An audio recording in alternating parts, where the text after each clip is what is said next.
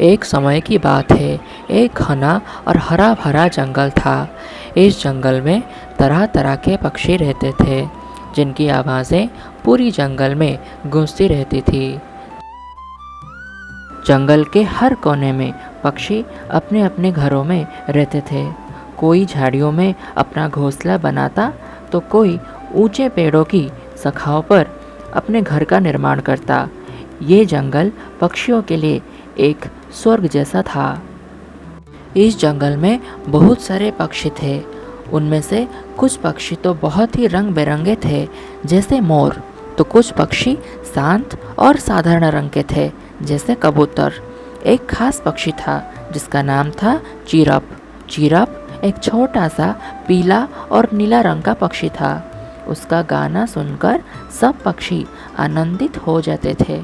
उसकी आवाज़ इतनी मीठी थी कि जैसे वो गाने लगता, पूरे जंगल के सारे पक्षी चुप हो जाते और उसकी आवाज़ सुनते रहते। चिरप का एक बहुत अच्छा दोस्त था जिसका नाम था बडी। बडी एक तेज और चंचल पक्षी था। वो हमेशा आसपास उड़ते रहते हुए जंगल के हर कोने को देखता था। उसकी आँखों में हमेशा उत्साह और उत्सुकता भरी रहती थी। वह चिरप से अक्सर कहता, चलो यार, आज जंगल के दूसरे हिस्से में चलते हैं, कुछ नया देखने को मिलेगा। चिरप अक्सर बडी की बातों को सुनकर मुस्कुरा देता और कहता, ठीक है, लेकिन हमें बाकी पक्षियों की मदद भी लेनी चाहिए। हमारी यात्रा में और भी मज़ा आएगा। एक दिन चिरप और बडी ने फैसला किया कि वो जंगल के एक दूसरे हिस्से की यात्रा करेंगे। उन्होंने जंगल के बाकी पक्षियों को भी उसके बारे में बताया। सभी पक्षियों ने उस विचारों को बहुत सराहा और मिलकर यात्रा पर जाने का निर्णय लिया। इस यात्रा में शामिल होने के लिए बगुला, मोर, तोता, कौवा और बहुत सारे अन्य पक्षी भी तैयार हो गए। यात्रा का दिन आया। सभी पक्षी सुबह सुबह एक जगह इकट्ठा हो गए। चिरप ने अपनी आवाज़ में कहा, हमारे पास एक सुंदर यात्रा का मौका है। चलिए हम सब एक साथ उड़ते हैं और इस जंगल के नए हिस्से को देखते हैं। फिर सभी पक्षी एक साथ उड़ पड़े। जंगल की ऊंची ऊंची पहाड़ियों के ऊपर उड़ते हुए वो एक नए जगह पर पहुँचे। ये जगह बहुत ही खूबसूरत थी। यहाँ के पेड़ पौधे कुछ अलग थे। रंग बिरंगे फूलों से पूरा स्थान महक रहा था और हवा में ताजगी थी। ये जगह पक्षियों के लिए स्वर्ग से भी सुंदर लग रही थी। बडी ने चिरप से कहा, देखो यहाँ के फूल कितने सुंदर हैं। इनसे महक तो मानो सीधा स्वर्ग से आ रही है। चिरप ने मुस्कुराते हुए कहा, यहाँ की हवा में कुछ खास बात है। हमें यहाँ कुछ समय रुकना चाहिए। सभी पक्षियों ने मिलकर उस जगह पर कुछ समय बिताया। चिरप ने एक मीठी धुन में गाना गाया और बाकी पक्षियों उसकी आवाज़ में शामिल हो गए। उनका गाना जंगल के हर कोने में गूंजने लगा। तभी अचानक एक बड़ा बादल आ गया और तेज हवा चलने लगी। पक्षियों को डर लगने लगा।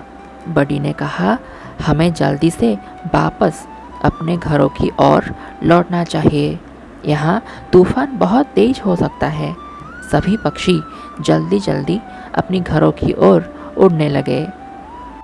तभी एक और पक्षी जिसका नाम था कागा, जो हमेशा अकेला रहता था, जंगल में दाखिल हुआ। वो काफ़ी डरा और थका हुआ था। कागा ने सब पक्षियों से पूछा, क्या आप सब मुझे अपने साथ घर ले जा सकते हैं? मुझे बहुत डर लग रहा है। चिरप और बडी ने कागा को देखकर समझाया, बिल्कुल, हम तुम्हारे साथ चलेंगे। हमें तुम्हारा साथ अच्छा लगेगा। सब पक्षियों ने कागा को अपनी सुरक्षा में ले लिया और अपने घरों की ओर उड़ने लगे। जब वो अपने घरों के पास पहुँचे तो देखा कि तूफान शांत हो चुका था और आकाश फिर से साफ हो गया था। सभी पक्षी अपने अपने घरों में लौट आए और आराम करने लगे। रात को जब चंद्रमा की रोशनी जंगल में फैली, तब चिरप ने सभी पक्षियों को एक बार फिर इकट्ठा किया और कहा, आज का दिन बहुत खास था।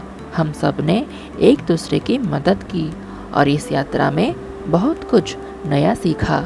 हमें हमेशा एक दूसरे का साथ देना चाहिए, तभी हम हर कठिनाई का सामना कर सकते हैं।